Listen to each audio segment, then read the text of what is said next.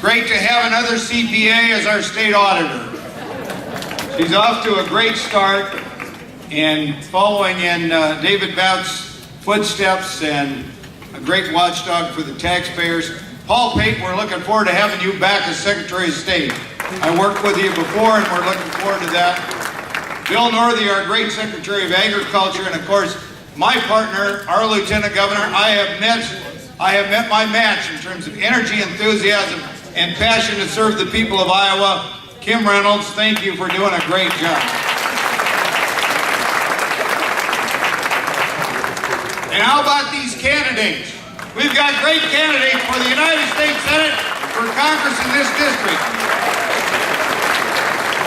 And what a contrast. The Democrats, they cleared the field. They saw to it that they didn't have anybody challenging Stacey Aplin. And they've got a flawed candidate running for Congress, and we're going to beat her.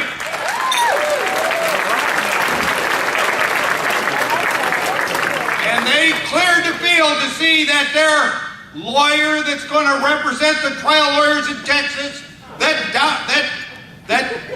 puts down our great Senator Chuck Grassley and the farmers of Iowa, Bruce Braley, he's their only candidate for the Senate, and we're going to beat him.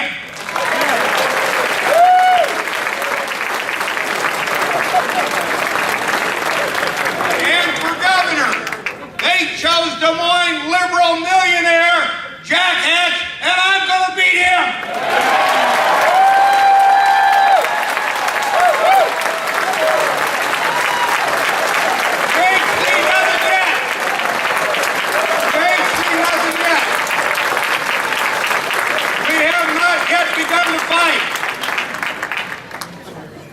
We have not yet begun to fight. 1982 is when I ran the first time. I ran against a liberal from Des Moines then too. This could be a repeat. I want you to know it is an honor, it is a privilege to serve as your governor. I love this state.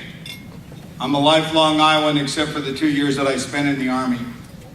But it has been the privilege of my life to serve you, the people of Iowa. And now to have such a great team. We got a great Lieutenant Governor. We got a great group of people working with us. We got a Republican House. And we're just 2 votes short of having a Republican Senate. And with your help, we're going to do that this year. We're going to make Bill Dix the majority leader to go along with Craig Paulson as the Speaker of the House. Think back where we were 4 years ago. We had a governor that had done a 10% across the board cut. He'd embarked the state on a big spending program and iJobs debt program that's put us in debt, and we're still paying it back to the tune of $50 million a year. This was a huge mistake. People of Iowa had not defeated an incumbent governor since 1962. But we offered a conservative alternative and said we'd cut the size of government, we'd balance the budget, we'd stop the bad spending practices, we'd stop the use of one-time money for ongoing expenses, we'd get the Iowa finances in order, and we'd end this $900 million projected deficit, and we'd restore the money in the cash reserve and economic emergency account, and we did it, and we did it all.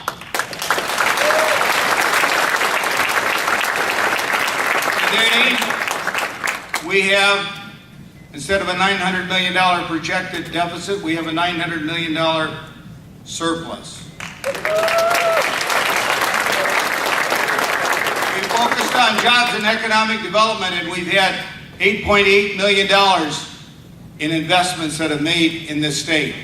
Companies like Facebook and Google locating right here, Facebook and Google right here in Iowa, and of course, recently Microsoft in West Des Moines with a significant expansion.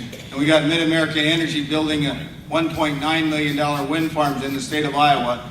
And we've got, and it goes on and on and on, 2 fertilizer plants, one in Lee County, one up in in Woodbury County, and this didn't happen by accident. This happened because we focused on reducing regulations and taxes and making Iowa welcome for business.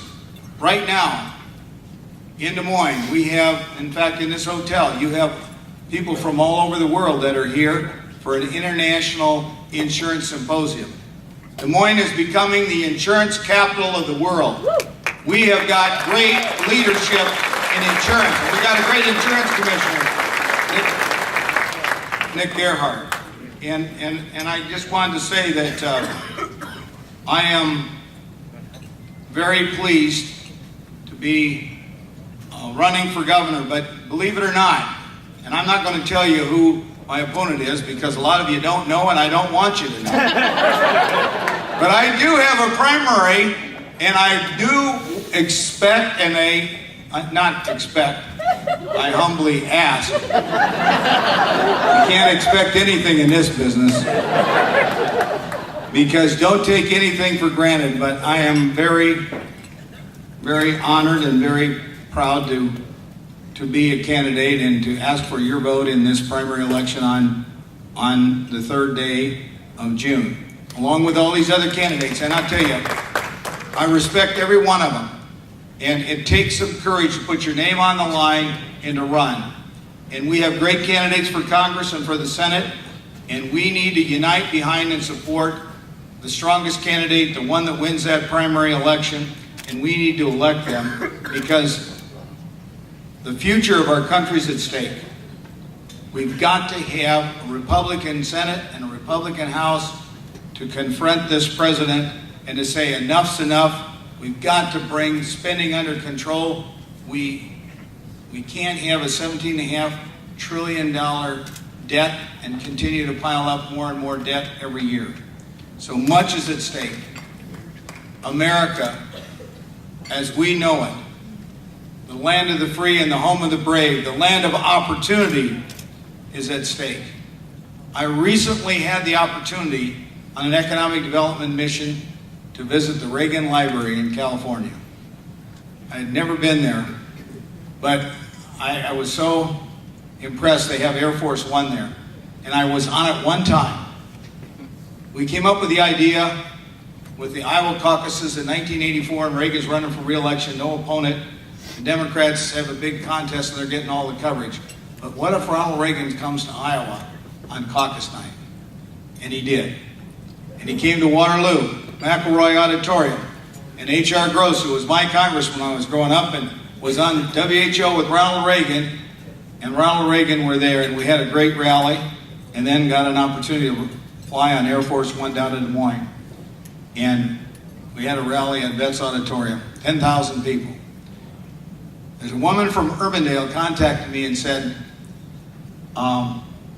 when Ronald Reagan worked for WHO, I was being robbed on the street in front of his apartment, and he stuck the gun out the window and scared the robber off and escorted me to the nursing school.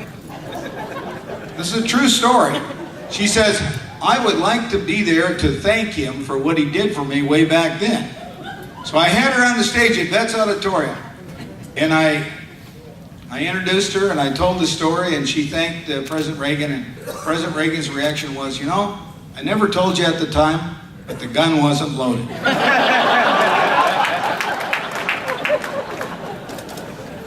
I'll tell you, what an inspirational leader.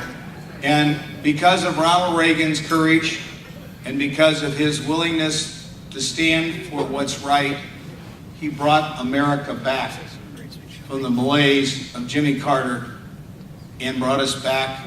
And the result was we saw a rebirth of freedom and of opportunity for America. And that's what we need again.